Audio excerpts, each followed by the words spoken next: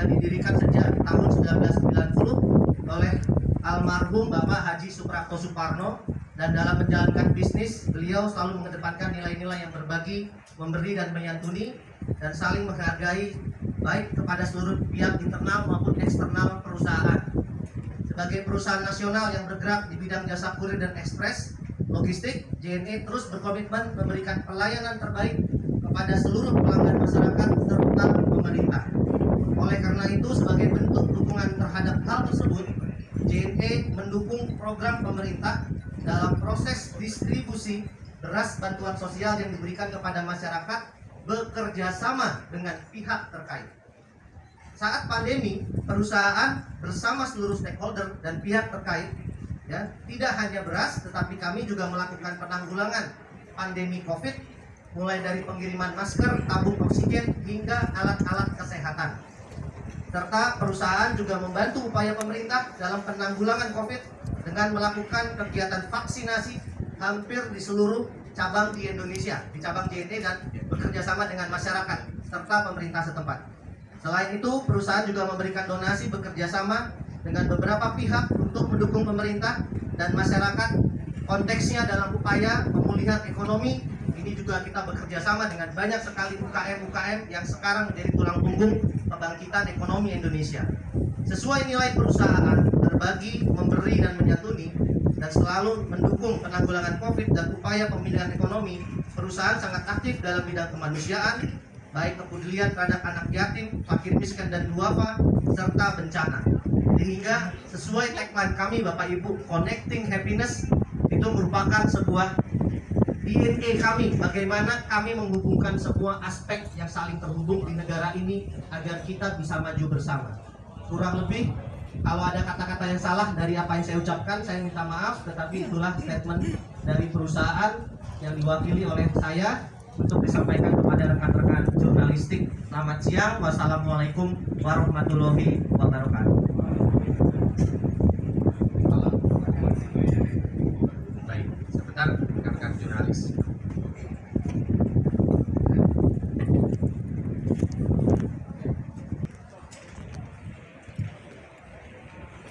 Silakan Pak Hotman. Oke, selamat siang semua rekan-rekan media. Mic-nya Pak, mic. Selamat siang semua rekan media. Saya Hotman Paris sebagai kuasa hukum dari JNE didampingi dua asisten saya yang di belakang. Yang satu Frank, anak saya kandung, pengacara juga. Yang ini Iska juga pengacara. Oke, inti pokok dari kenapa kami mengundang bapak-bapak adalah karena JNE ini sudah menjadi korban fitnahan. JNE tidak pernah menimbun beras. JNE membuang beras milik JNE yang sudah rusak. Ingat itu, JNE membuang beras yang sudah rusak, dimasukkan di dalam tanah. Kalau memang tujuannya untuk menimbun, untuk mendapatkan keuntungan, masa ditumpahkan begitu? Ya, sebelum kita ke detailnya, kita lihat dulu, ada videonya ya? Coba videonya dulu bagaimana beras itu sebagian besar dicurahkan gitu loh. Ya, coba lihat aja tuh. Ya, nah dia tuh. Itulah pada waktu pembuangan.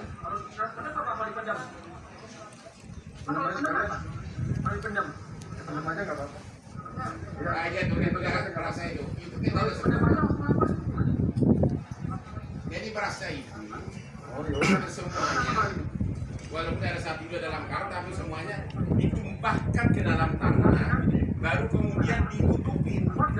Artinya memang tanah itu, beras itu bukan untuk dijual lagi, bukan untuk disembunyikan. Nah, sekarang kita mau uraikan kejadiannya.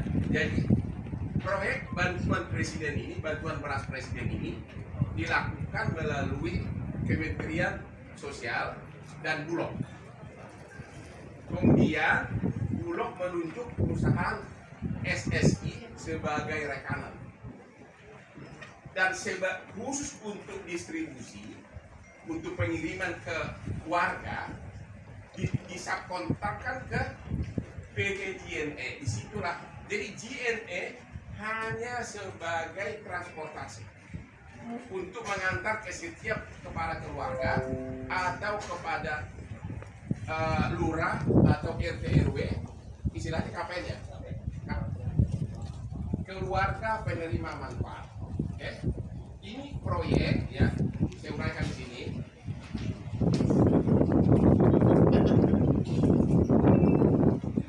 Oke, agar Anda bisa detail, saya bacakan ini ya. Ya. Untuk wilayah Depok, ini anginnya kencang banget.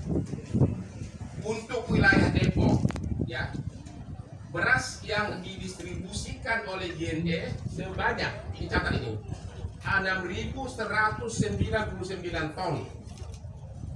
6.999 ton untuk 247.997 KPM, keluarga penerima manfaat atau kepada warga yang menerima beras.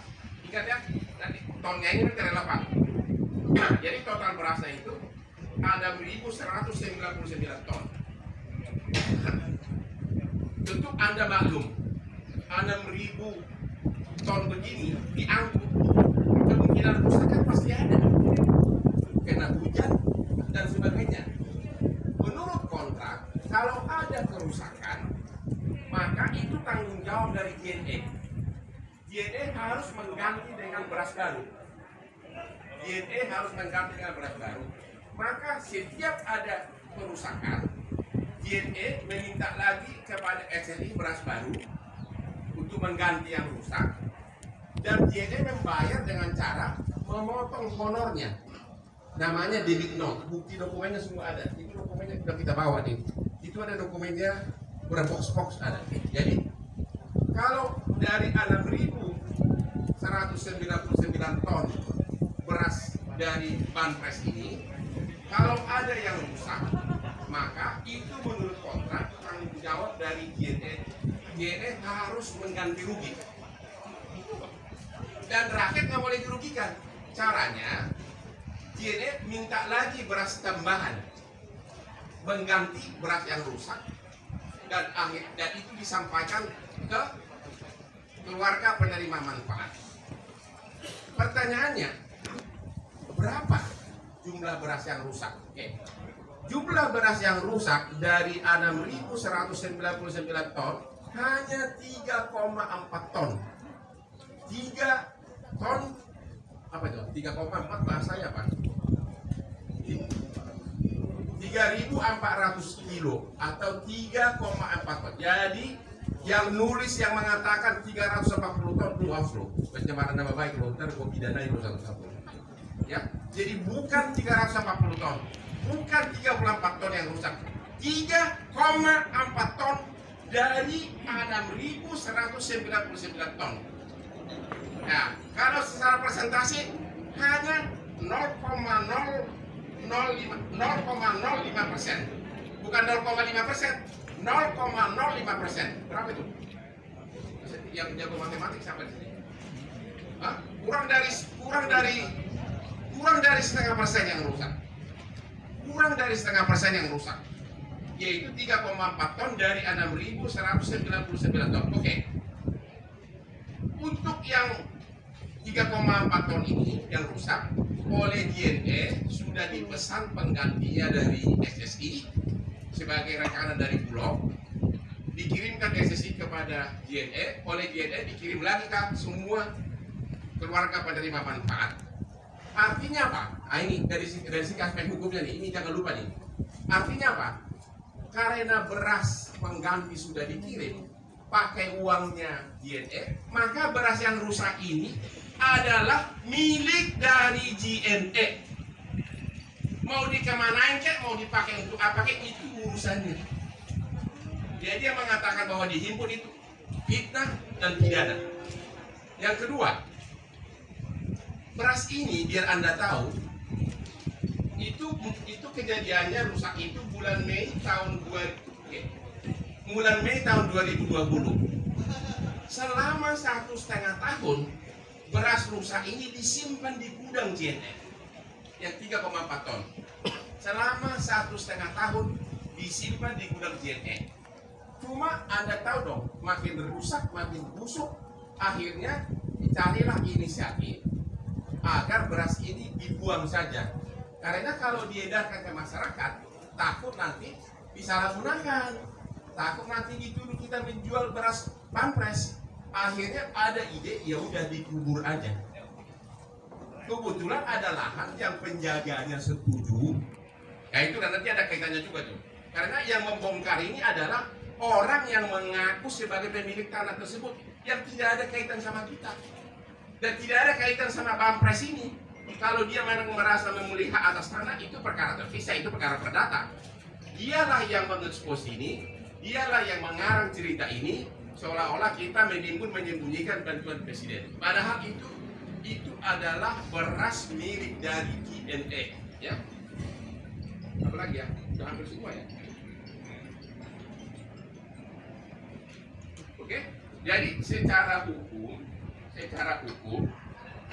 tidak ada unsur perbuatan melawan hukum yang dilakukan oleh JNE. Orang-orang yang menuduh bahwa itu dihimpun itu adalah fitnah. JNE tidak pernah menimbun beras bantuan presiden, tapi JNE membuang dengan cara mengubur beras yang sudah rusak.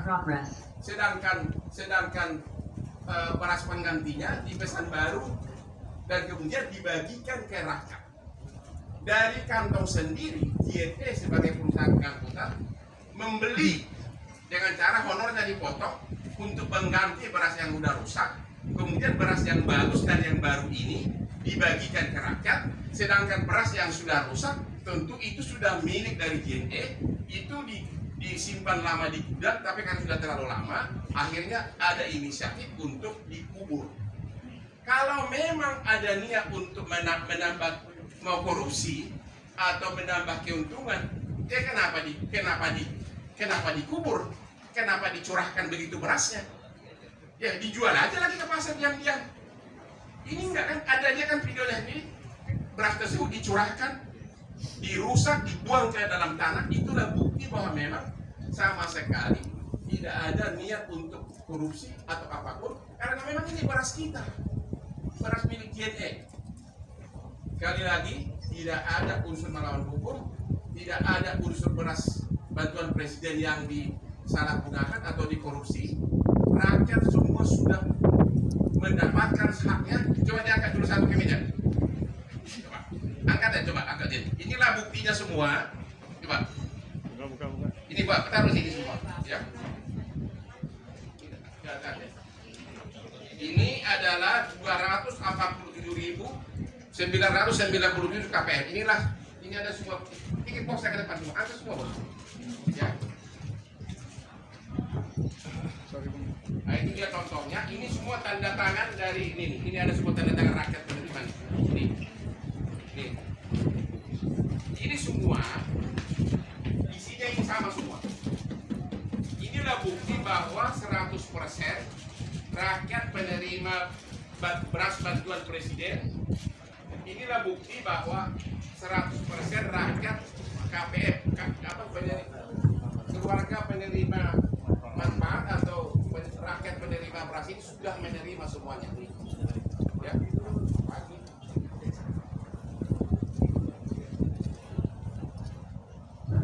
Sekali lagi, inilah bukti bahwa 247.997 rakyat KPM penerima manfaat ini telah menerima beras bantuan presiden, dan ini adalah box ini semua contoh, ini semua tanda tangan ini. Tanda terima bahwa beras sudah diterima. Bahkan Kementerian Sosial sudah berkali-kali mengatakan bahwa beras itu sudah nyampe semuanya, tidak ada dirugikan pemerintah atau Kementerian Sosial atau Bulog atau presiden. Ya, ini semua nih. Ini semua buktinya. Jadi sekali lagi untuk yang masih menulis bahwa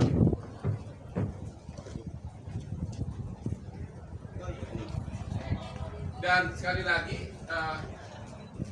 JNE ini hanya untuk Jabodetabek. Ya, kalau ada pindahan ke Sumatera kemana-mana itu nggak benar.